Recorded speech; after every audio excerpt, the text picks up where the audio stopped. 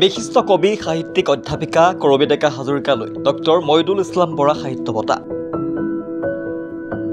Sivasagar press ক্লাবৰ অনুষ্ঠানত প্ৰদান কৰা হয় এই বিশেষ বঁটা।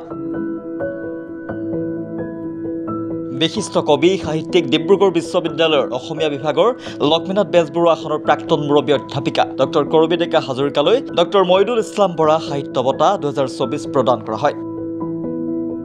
শিৱসাগৰৰ অৰুণোদয় সাহিত্য সভা ডক্টৰ মইদুল ইছলাম বৰা স্মৃতি ৰক্ষা সমিতিৰ উদ্যোগত এই বঁটা প্ৰদান কৰা হয়।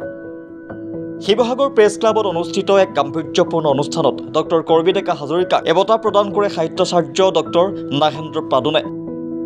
বঁটা গ্ৰহণ কৰি ডক্টৰ কৰবী ডেকা হাজৰিকাই সন্তুষ্টি প্ৰকাশ কৰাৰ লগতে এই সন্মান তেওঁৰ জীৱনৰ অন্যতম শ্ৰেষ্ঠ সন্মান বুলিও মন্তব্য কৰে।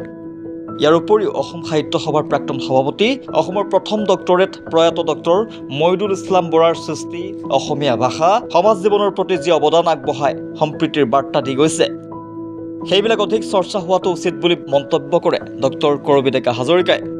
অনুষ্ঠানত ডক্টৰ কৰবী ডেকা হাজৰিকাৰ স্বামী তথা ডিব্ৰুগড় বিশ্ববিদ্যালয়ৰ প্ৰাক্তন উপাচাৰ্য ডক্টৰ কন্দৰ্প কুমাৰ ডেকা, বিশিষ্ট কবি প্ৰেম গগৈ সহ বহু সংখ্যক গণ্যমান্য ব্যক্তি উপস্থিত থাকে। মই প্ৰথমতে সমূহ শিৱসাগৰবাসী ৰাইজক মোৰ বিনম্ৰ কৃতজ্ঞতা, শলাগ আৰু ধন্যবাদ জনাইছোঁ।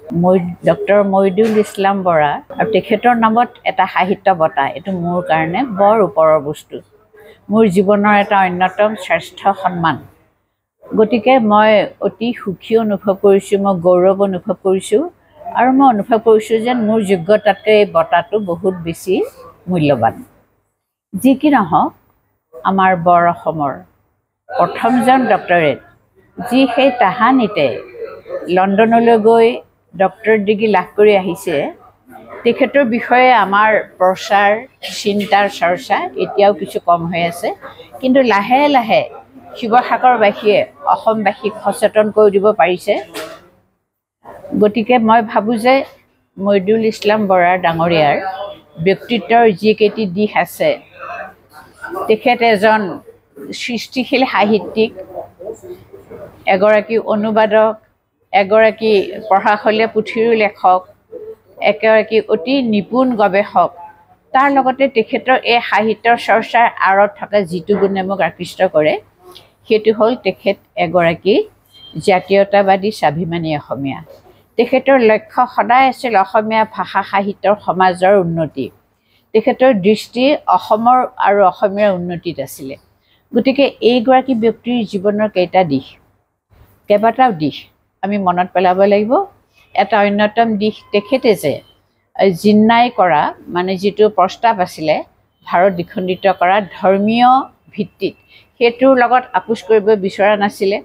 সেইটোৱে আমাক মনত পেলাই শিৱসাগৰৰ পুৰণি সম্প্ৰীতি, যি সম্প্ৰীতিটো আমাক আজান পীৰৰ দিনৰ পৰাই শিৱসাগৰবাসীয়ে জানি আহিছে।